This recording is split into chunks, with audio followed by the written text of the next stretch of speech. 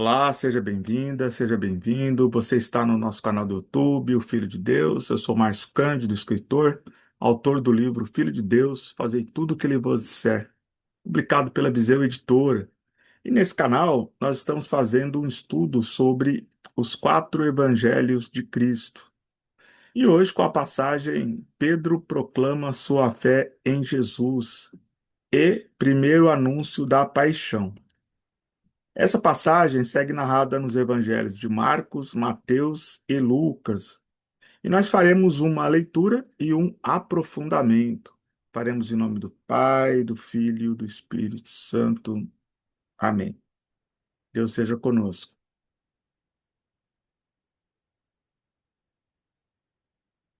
Marcos capítulo 8, versículo de 27 a 33. Jesus saiu com seus discípulos para as aldeias de Cesareia de Filipe.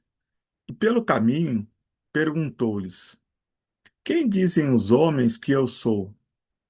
Responderam-lhe os discípulos: João Batista, outros Elias, outros um dos profetas. Então perguntou-lhes Jesus: E vós, quem dizeis que eu sou? Respondeu Pedro: Tu és o Cristo. E ordenou severamente que a ninguém dissessem nada a respeito dele. E começou a ensinar-lhes que era necessário que o Filho do Homem padecesse muito, fosse rejeitado pelos anciãos, pelos sumos sacerdotes e pelos escribas, e fosse morto, mas ressuscitasse depois de 3 dias.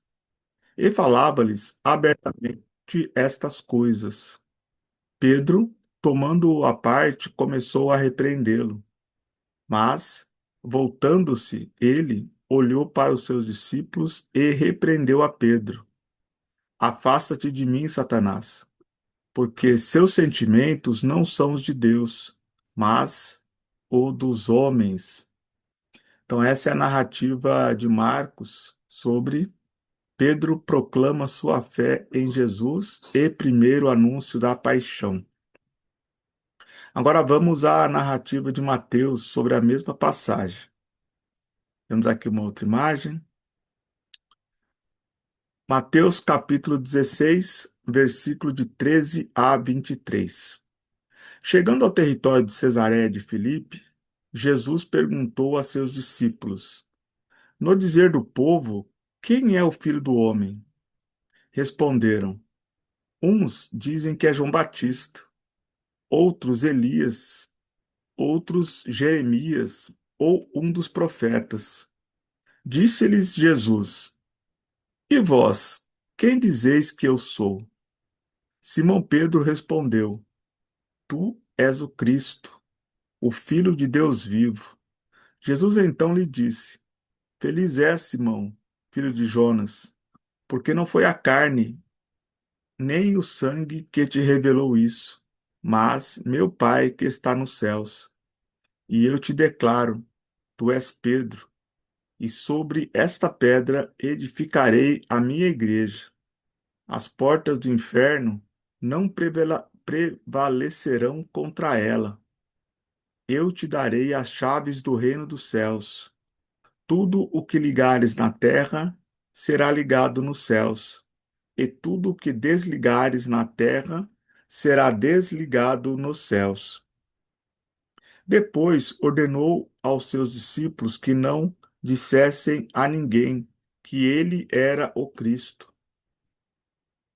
Desde então, Jesus começou a manifestar a seus discípulos que precisava ir a Jerusalém e sofrer muito da parte dos anciãos, dos príncipes dos sacerdotes e dos escribas. Seria morto e ressuscitaria ao terceiro dia. Pedro, então, começou a interpelá-lo e protestar nesses termos: Que Deus não permita isto, Senhor. Isto não te acontecerá. Mas Jesus, voltando-se para ele, disse-lhe: Afasta-te, Satanás. Tu és para mim um escândalo. Teus pensamentos não são os de Deus, mas dos homens. Então, essa é a narrativa de Mateus sobre a passagem Pedro proclama sua fé em Jesus e o primeiro anúncio da paixão. Bem, finalmente vamos à narrativa de Lucas sobre a mesma passagem. Lucas capítulo 9, versículo de 18 a 22. Num certo dia em que ele estava a orar a sós com os seus discípulos, perguntou-lhes: Quem dizem que eu sou? Responderam-lhe: Uns dizem que és João Batista, outros Elias, outros pensam que ressuscitou algum dos antigos profetas. Perguntou-lhes então: E vós, quem dizeis que eu sou? Pedro respondeu: O Cristo de Deus. Ordenou-lhes energicamente que não o dissessem a ninguém. Ele acrescentou: É necessário que o Filho do Homem padeça muitas coisas, seja rejeitado pelos anciãos, pelos príncipes dos sacerdotes e pelos escribas. É necessário que seja levado à morte e que ressuscite no terceiro dia. Então, essa é a narrativa de Lucas sobre a passagem. Pedro proclama sua fé em Jesus e primeiro anúncio da paixão. Bem, antes de fazer aqui uma reflexão, um aprofundamento sobre essas passagens, eu quero te convidar, se você ainda não está inscrito no nosso canal, se inscreva aqui para não perder nenhuma de nossas atualizações. Compartilhe para que mais um irmão ou irmã possa fazer parte desse estudo. E também deixa aqui o seu comentário sobre qual é a sua opinião sobre essa passagem. E se puder, deixa aqui uma curtida, que é muito importante para o fortalecimento do nosso canal. Amém? Bem, vamos então aqui a algumas reflexões, né? Lembrando que o objetivo desse estudo dos quatro evangelhos é justamente fazermos uma análise sobre o que cada evangelista descreveu sobre a mesma passagem, né? Nós acreditamos na inspiração do Espírito Santo, mas podemos perceber que existem algumas particularidades entre uma narrativa e outra que merecem serem analisadas. Algumas são uma reprodução textual, outras complementam, uma passagem complementa a outra. E existem até diferenças entre uma narrativa e outra que nós já pudemos estudar aqui e teremos mais a seguir. Agora vamos à nossa passagem do dia de hoje. Bem, Marcos e Mateus, eles têm muita semelhança em suas narrativas. Ao passo que Lucas também, mas ele o faz de forma bastante resumida, né? Então, Marcos e Mateus têm uma narrativa mais completa, né? E que se assemelham bastante. Bem, primeiro, Jesus faz uma pergunta inusitada, né? O que dizem que eu sou? Essa pergunta de Jesus, nos dias atuais, né? Às vezes as pessoas falam assim, o que falam de mim por aí, né? Jesus era Deus, mas ele queria a versão, né, dos seus discípulos sobre o que andam falando dele, porque não havia ainda uma clareza, né, de que Jesus era o Filho de Deus. As manifestações indicavam isso, mas reconhecer que alguém é o Filho do próprio Deus e que desceu dos céus precisa de uma estrutura de entendimento maior, não é? Porque não é fácil é, esse convencimento. Então Jesus queria saber o que andam falando aí a respeito dele.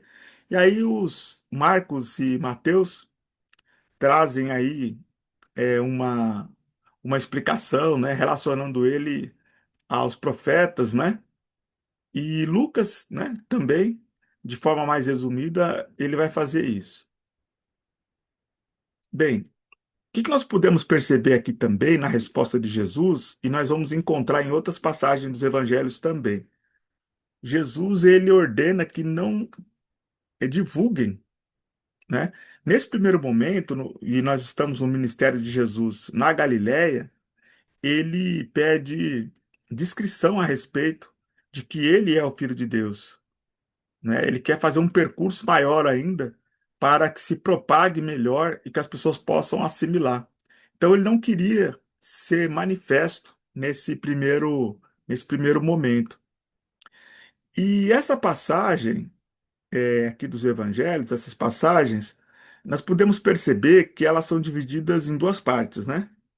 Então a primeira parte que nós estamos falando aqui agora é a pergunta de Jesus: quem dizem os homens que eu sou, né? Então, essa é a primeira parte. E qual é a segunda parte? A segunda parte é quando é, é conhecida, né, como primado de Pedro, né? Quando Jesus declara que Pedro é a pedra fundamental, né, da igreja. Porém, Mateus ele vai trazer essa narrativa de forma exclusiva, né? Então tem essa primeira parte, né? Que tem a pergunta de Jesus, né? O que dizem que eu sou. Marcos ele descreve assim, Mateus também, e vamos ver em Lucas. Porém, somente Mateus ele traz essa narrativa sobre quando Pedro, né, afirma que ele é, né, o Messias, né, que é o Cristo, Filho de Deus vivo, Jesus ele emenda depois com uma declaração exclusiva do Evangelho de Mateus, né? Eu te declaro, tu és Pedro, e sobre esta pedra edificarei a minha igreja. As portas do inferno não prevalecerão sobre ela. Essa narrativa aqui e a sequência dela, ela é, ela só pode ser encontrada no Evangelho de Mateus. Os demais evangelistas, eles não narram esse parágrafo, né, do primado de Pedro. Então, ele é exclusivo aqui é, do Evangelho de Mateus. Porém, quando Jesus vai fazer o primeiro anúncio da sua paixão, ele vai fazer nos três evangelhos, né? Então nós podemos ver aqui no Evangelho de Marcos, né, com alguns ajustes, né, no texto, mas ele fala em Marcos, nós podemos ver aqui também em Mateus, né? Ele vai falar da, da sua paixão, né? Paixão e morte e ressurreição. E depois em Lucas, né? Ele também vai falar de forma resumida, mas ele fala também sobre, sobre a paixão, de que ele deveria sofrer, né? Ser preso, morto e que ressuscitará no terceiro dia. Então, essas são as semelhanças aí, né? Nós podemos mais encontrar adições do que diferenças, né? Então, Lucas vem com uma narrativa mais resumida, Marcos e Mateus, eles são convergentes no conteúdo, com adição na exclusiva de Mateus, né? Quando Jesus ele exalta Pedro, né, como líder da igreja, né? E inclusive as chaves, né? Toda essa questão de que Pedro tem a chave do céu vem dessa narrativa, né? Porque São Pedro sempre aparece como um, uma pessoa idosa de barba segurando chaves, né? Deve ter vindo aqui quando Jesus fala: Eu te darei as chaves do reino dos céus. Tudo o que ligares na terra será ligado nos céus, e tudo o que desligares na terra será desligado nos céus. Olha só a altitude, né, que Jesus coloca Pedro aqui, né? Quem mais em todas as escrituras que foi dito que teria as chaves do reino dos céus, né? De todos os filhos de mulher, né? Todas as pessoas humanas, Pedro é o único do qual é entregue as chaves do reino dos céus, né? Então isso é uma honraria celestial, né? Vamos dizer assim. Bem, mas eu também quero fazer aqui uma análise sobre quando Pedro tenta convencer Jesus que isso não deve acontecer, né? E aí nós precisamos entender que o que Jesus falou era muito forte, né? Imaginam, esses homens, eles estavam com Jesus já há alguns anos, né? Há pelo menos 2 anos, arrisco em dizer aqui, né? E de repente Jesus fala: olha, eu vou ser morto. Eles vão me prender, vão me torturar e vão me matar. Então a reação é uma reação de tentar fazer o quê? Evitar. Não, não vamos deixar ninguém fazer isso. Porque eles não entenderam, e também nós não entenderíamos, naquele contexto, né, a missão, né, o projeto. Como assim? Porque as profecias, elas falam de um Messias vitorioso. Só que a vitória, aos olhos dos homens, ela é muito material, né? O entendimento deles é que o Messias viria derrotar o Império Romano, né? E queria elevar o seu povo, né? A raça escolhida, né? A raça de Abraão. E nunca os profetas disseram dessa forma.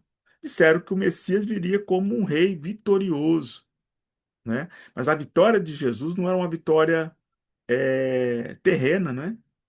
Era uma vitória celestial. Então, aqui Pedro, enquanto líder, né, natural, não imposto por Jesus, Jesus nunca disse que Pedro era o líder.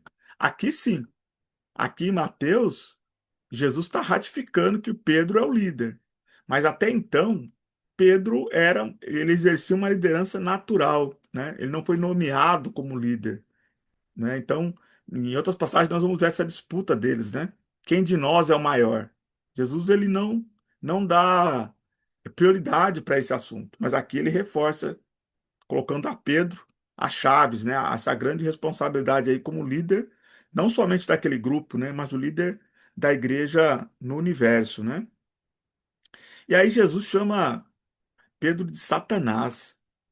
Primeiro nós precisamos entender que a Satanás nas escrituras é sinônimo de adversário, né?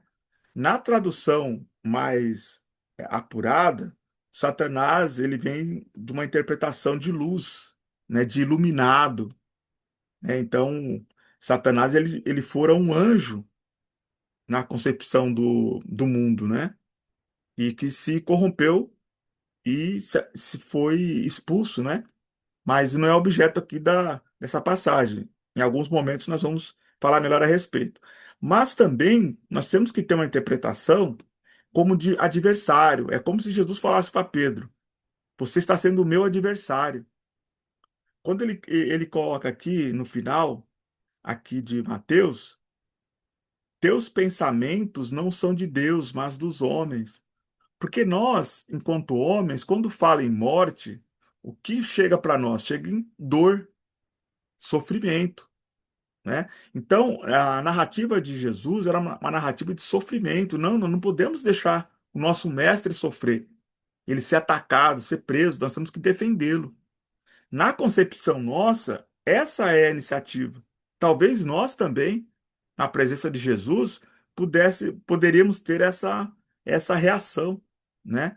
E nós vamos perceber, da mesma forma, aqui no final, né, do livro de Marcos, Jesus também vai falar, né, que os seus sentimentos não são de Deus, mas dos homens. E também chama Pedro de Satanás, né, que Pedro estava sendo um adversário ou estava sendo induzido por Satanás, né? Porque o Satanás ele age nas nossas fraquezas, nas nossas dúvidas, né? Então, quando Pedro tenta impedir aquilo que estava escrito para que tivesse que acontecer, né? Não era porque os soldados superaram Jesus, aconteceu porque ele permitiu que acontecesse. Tudo acontece somente com a permissão de Deus.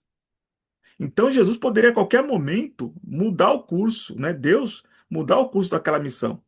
Mas Jesus, ele se ofereceu em holocausto pela humanidade.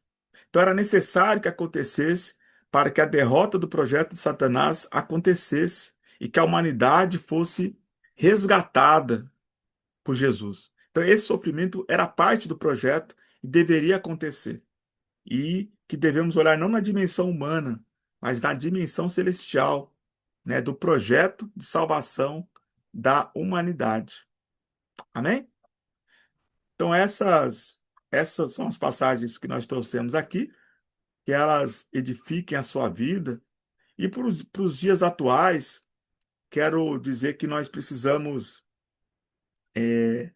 interpretar Jesus corretamente, né? Porque tem muitas pessoas não cristãs que falam que Jesus foi um líder, que ele foi um revolucionário. Ele foi tudo isso, mas não só isso, né? Ele era o Deus encarnado entre nós. Nem todo mundo aceita a divindade de Jesus. Para nós cristãos, Jesus e Deus são um. Outras religiões que aceitam os ensinamentos de Jesus, mas não veem ele como Deus, né? Então aqui, quando Pedro fala, tu és o Cristo, o Filho do Deus vivo, Jesus, ele acolhe e diz, é isso, só não poderia ser divulgado. Então, nós temos que analisar corretamente quem é o Cristo e não nos deixar levar por fantasias aí, por outras correntes de pensamento. Jesus e Deus são um, Pai, Filho e Espírito Santo. E aqui, quando em Mateus, né, e aí eu estou centrando mais em Mateus, porque a gente pode perceber que Mateus é mais completo, né, das três narrativas aqui, a narrativa de Mateus é mais robusta, né? E quando ele fala que as portas, Jesus fala, as portas do inferno não prevalecerão contra ela. Olha o que Jesus está dizendo aqui. A igreja de Cristo passou por maus momentos também, né? Então, depois dos seus 300 anos de existência, a igreja viveu algumas crises, né? Mas ela não caiu. Com todos os problemas, eu não vou entrar em detalhes aqui que nós não temos tempo, mas com todos os problemas a igreja sobreviveu. Qual é a instituição que sobrevive há tantos séculos como a Igreja Católica? Então aqui Jesus afirmou: as portas do inferno não vão vencer. E não venceram. A igreja está de pé. Amém? E, finalmente, quero dizer que a gente nunca deve tentar brecar o projeto de Deus com base no nosso medo, na nossa insegurança, na nossa tentativa de evitar o sofrimento. Muitas vezes o sofrimento ele é necessário, ele faz parte do projeto. Então isso requer o quê? Uma resiliência, uma resistência da nossa parte, porque se as portas do inferno não prevalecerão, é porque o sofrimento ele não vai ser o obstáculo para que a gente alcance a vitória do projeto de Deus. Amém? Então, um forte abraço, que Deus ilumine a sua vida, a sua casa, muitas conquistas, um caminho de luz e de muito sucesso. Abraço.